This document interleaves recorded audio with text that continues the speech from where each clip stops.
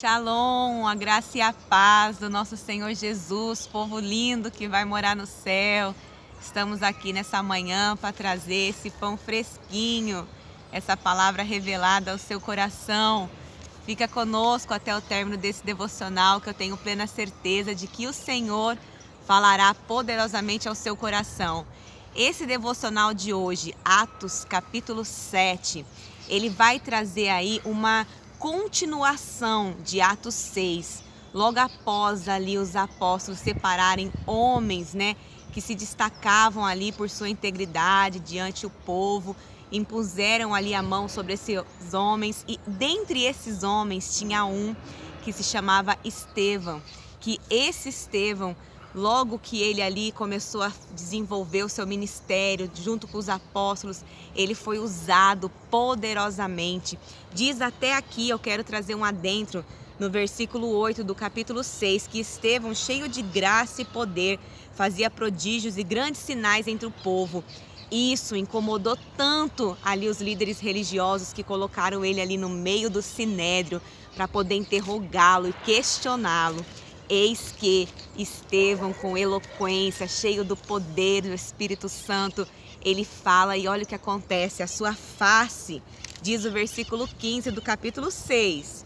Todos os que estavam assentados no sinédrio, fitando os olhos em Estevão, viram seu rosto como se fosse de anjo. E aqui, no nosso devocional de hoje, capítulo 7, vai dar continuidade ali a esse acontecido, a Estevão diante desse sinédrio, desses questionamentos. Amém? Glória a Deus, bom dia, shalom, povo lindo que vai morar no céu. É realmente como a Paula disse nesse contexto, Estevão ali é tomado, pela presença de Deus perante esse sinédrio, esses homens letrados que estavam ali julgando ele, Mas chegou o momento ao qual ele teve que fazer a sua defesa. E nessa sua defesa, ele dá um show, do Antigo Testamento. Ele narra praticamente o Antigo Testamento todinho ali, para aqueles homens que já conheciam o contexto da palavra. Então eu digo assim para você, fica conosco até o término desse devocional, porque assim, o Antigo Testamento ali, Estevão basicamente ele resume. Se você quer ter um entendimento do Antigo Testamento, é você ler esse contexto, meditar nesse contexto que Estevão está narrando para esses doutores da lei. Onde ele diz ali, iniciando, no contexto, ele fala sobre o pai, o patriarca da fé, Abraão. Quando ele ouve a chamada de Abraão sobre a vida dele, dizendo para Abraão: Abraão, Abraão, sai do meio da tua terra e da tua parentela e vá para um lugar onde eu te mostrarei. E farei de ti uma grande nação. Se você pode contemplar as estrelas do céu, ou assim também como o grão da areia do mar, assim será a sua descendência. Ela será numerosa perante a terra.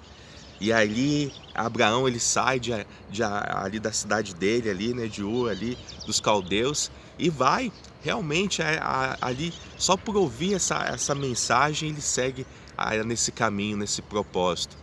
Mas havia uma chamada na vida de Abraão, que ele seria pai de multidão.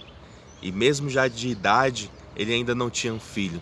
Mas aí vem a promessa. Ele vai para uma terra que não era dele, que nem conhecia, mas Deus realiza a promessa na vida de Abraão. E ele ali tem ali o seu filho chamado Isaac, que é o filho da promessa. E Isaac, depois mais para frente, vai ter outros dois filhos, Jacó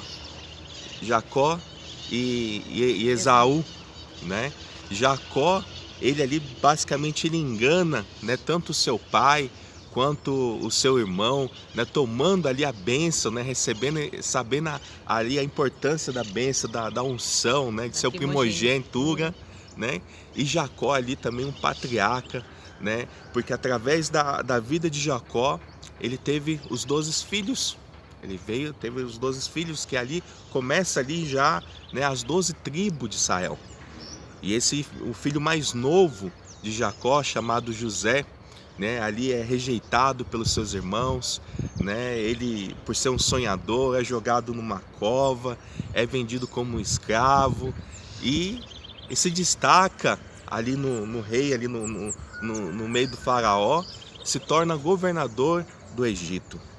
E ali no momento de escassez de alimento, no momento em que não havia comida naquela região no Egito, pois houve uma grande fome, nós vemos ali José, né, trazendo um sustento para a sua família, ele trazendo a sua família para o Egito, né? E ali ele se torna governador do Egito.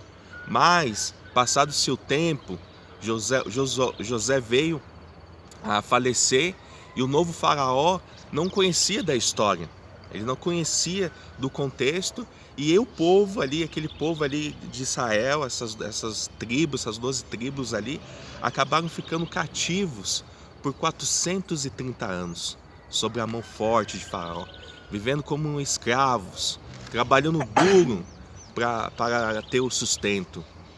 Mas aí Deus envia o libertador, Deus envia Moisés, né? Moisés ali, ele ficou guardado ali uns 3 meses ali pelos seus pais, né? Porque o faraó ele pediu, ele fez um decreto, porque ali haviam se crescido muito, o povo, os israelitas, eles tinham crescido muito, se tornado numerosos, e ali ele manda um decreto que todo primogênito, todo menino deveria ser morto.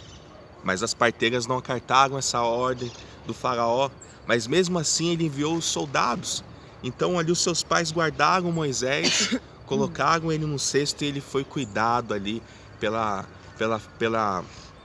filha de Faraó, teve todos os seus ensinamentos, o melhor ensinamento, desfrutou das melhores coisas no reino, né? Viveu ali com ele. Provavelmente Moisés seria talvez o futuro faraó. Sim. Mas Moisés, já de idade, ele disse não para Faraó, ele disse não para aquela luxúria, para aquelas coisas do reino, e ele queria servir a um Deus vivo. Sim. E com 40 anos, ele ali saiu ali do palácio, e ele, tomado ali por uma situação onde os soldados egípcios estavam maltratando, né, um hebreu ali, ele toma as dores daqueles homens e acaba matando um soldado egípcio e foge para o deserto com 40 anos. E nós vemos a chamada de Moisés, ele volta ali para o Egito para libertar o povo com 80 anos. Ele liberta aquele povo do Egito, vem as pragas, e Estevão está dando ênfase nisso. Estevão está frisando isso porque todos os patriarcas que vieram, assim como Abraão, como Jacó, como Moisés, que vieram para trazer mensagem dizendo que eis que vai vir um outro libertador que vai salvar o seu povo, mas eles não entendiam, eles iam de encontro a esses patriarcas, eles não aceitavam essa mensagem. O povo ao qual Moisés libertou do Egito não entendia o propósito, o chamado de Moisés. Era um povo de dor servil, um povo de coração duro. Por mais que Deus realizasse milagres, prodígios, maravilhas, eles não criam, né? Deus fez ali maná cair do céu, água sair da rocha, uma coluna de fogo que aquecia eles de noite, uma nuvem que guiava eles de dia, né? Deus fez cordonizes cair do céu, as roupas, vestes não se gastavam, ou seja, Deus supria tudo, eles tinham de tudo do bom e do melhor, eles viam os milagres de Deus aqui nessa terra, mas mesmo assim, eles eram um povo duro, um povo difícil, parece que a palavra não entrava no coração deles, não entendiam o propósito de Deus, porque quando Moisés chega ali no monte Sinai, ele vai buscar as tábuas da lei e ele fica ali por um período de tempo, o que acontece? O povo se corrompe, o povo vai e faz um bezerro de ouro, dizem que aquele bezerro agora é o novo Deus, que foi ele que tirou o povo do Egito, eles começam a adorar esse bezerro de ouro, né? E aonde estava o coração deles? O coração deles ainda estava no Egito, né? Então Moisés desce, se exalta, quebra a lei, ele roga ao Pai, Deus Pai, para que não extermine esse povo, ele intercede pelos seus, pelo povo de novo, né, pedindo para Deus: Deus, se você exterminar esse povo, o que vão dizer do Senhor? O Senhor tirou eles do Egito para morrer aqui, né? Você vê ali Moisés ali, pede para ver a face de Deus, né? Deus se mostra, se revela a Moisés, porque Deus viu graça em Moisés. Porque tinha visto graça em Moisés, Moisés viu a presença de Deus entre duas fendas de rocha. Ele viu a presença de Deus de relance, porque ninguém pode ver Deus face a face. E o rosto de Moisés, assim como o rosto de Estevão, resplandecia, né, a presença de Deus. Assim nós vemos na vida de Estevão. Ele estava já sendo glorificado, ele estava ali sendo tomado pela presença de Deus. Eu creio que um pouco mais à frente, quando ele vai ser, né, ali apredejado, que ele vai sofrer essa situação, o corpo dele já estava glorificado, né? O corpo dele já estava tomado pela presença de Deus. Ali só estava assim, só a matéria, né? E nós vemos ali então Moisés, ele leva o povo para a terra prometida, que havia, né, prometido aos seus descendentes, Abraão, Isaque e Jacó. A terra que manava leite e mel, né? Ali Deus separa os 12 espias, né? Os 10 espias, os 12 espias ali a fim de conhecer aquela terra que manava leite e mel.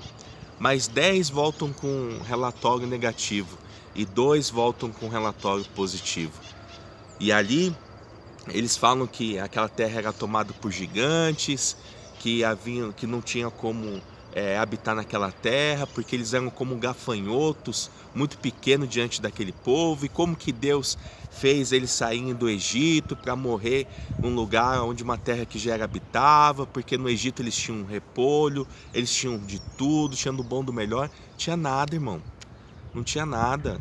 O povo era escravo, era cativo, eles viviam sob a mão forte do jugo de Faraó, né? E se tem uma coisa que Deus não se agrada é de quem quer voltar para o Egito, né? Mas ali, né, Caleb e Josué, ali eles tomam a frente e falam assim: não, nós vamos vencer, vai estar tudo certo. Da mesma forma que Deus nos venceu, nos deu força, nós vencemos batalhas até aqui, Deus tem nos ajudado, tem feito milagres, prodígios, maravilha, Ele vai fazer também, nós vamos conquistar essa terra. Mas eles não deram ouvido, eles se revoltaram contra Moisés e seus líderes, apedrejaram eles também, não aceitaram. E o que aconteceu? Aqueles 40 dias que esses espias ficaram ali, né, em Canaã, espiando a terra, se tornou em 40 anos que esse povo todo ali, né, mais de 600 mil pessoas, ficaram vagando no deserto, né, porque eles fizeram um censo, né, onde contaram ali todas as pessoas ali no Monte Sinai. Então era em torno de 600 mil pessoas mais ou menos, que eles contavam só os homens. Então você imagina quantas pessoas tinham, né? Se cada um ali tinha uma mulher, um filho, era muita gente. Não tinha televisão naquela época, acho que era pouco, né? Então, gente, olha só para você, ficou todos ali vagando por 40 anos. E quem entrou na Terra Prometida?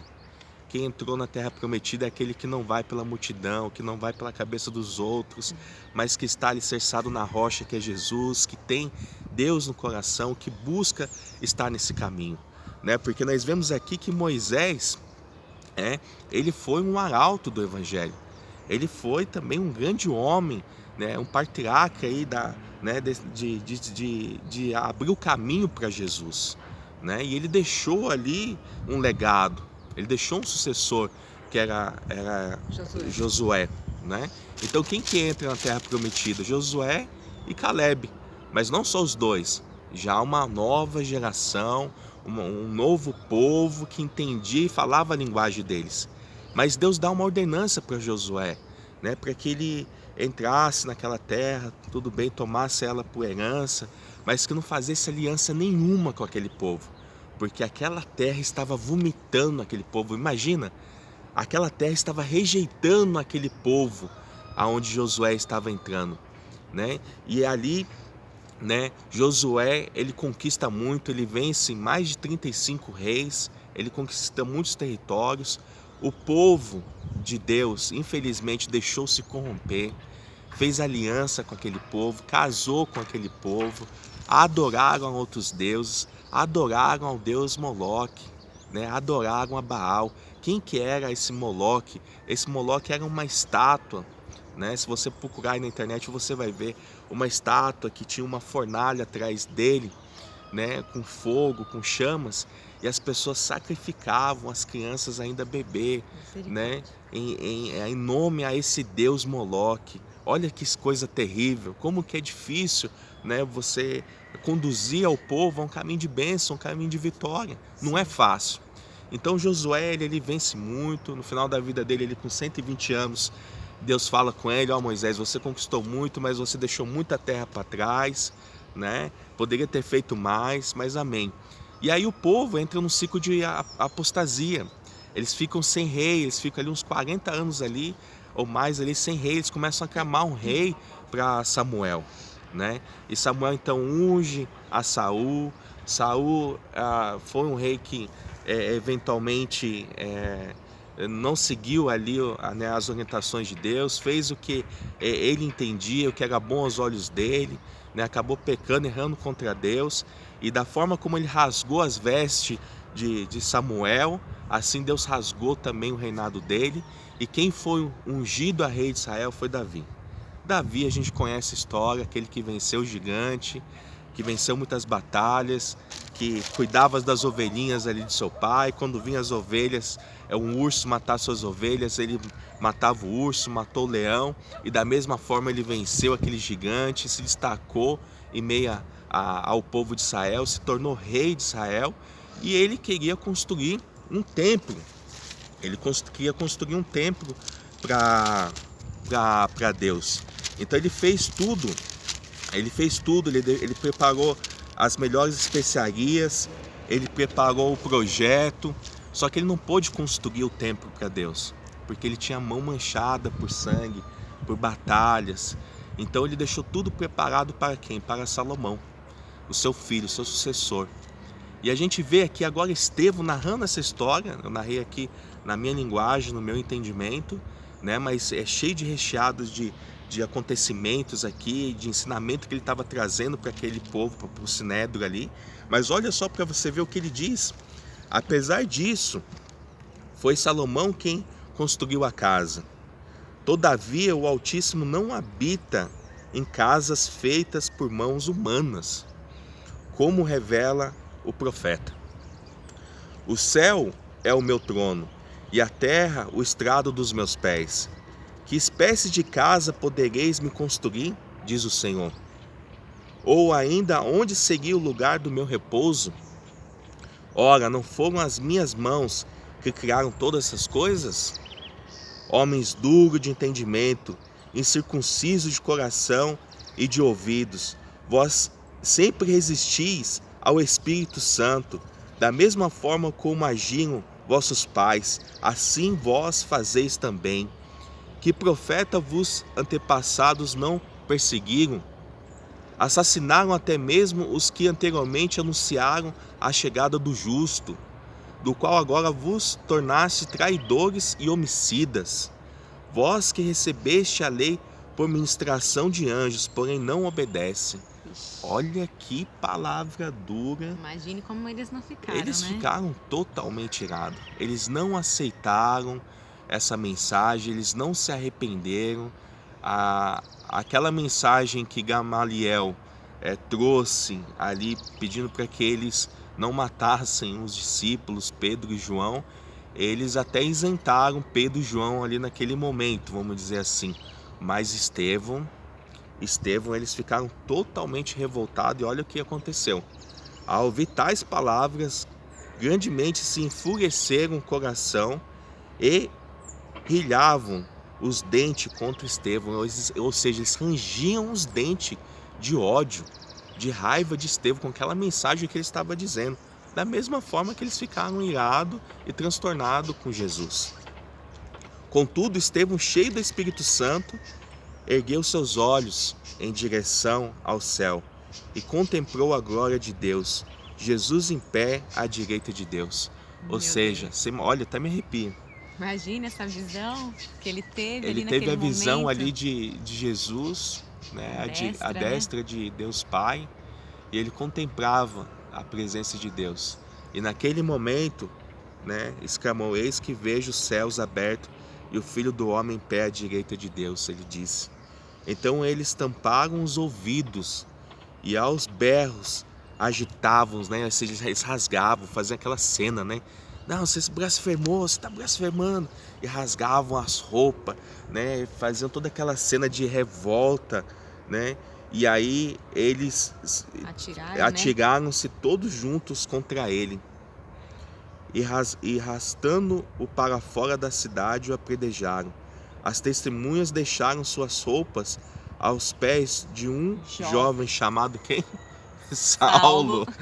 Olha só para você ver. E você vê, né, que tanto Saulo quanto Paulo ali, ele parece que já tinha, assim, Deus escolheu eles de uma certa forma, né? Eles não eram testemunhas, eles não eram testemunhas oculares de ter visto Jesus, de ter andado com o mestre. É a mesma pessoa, né? Que é Saulo, que depois se torna Paulo.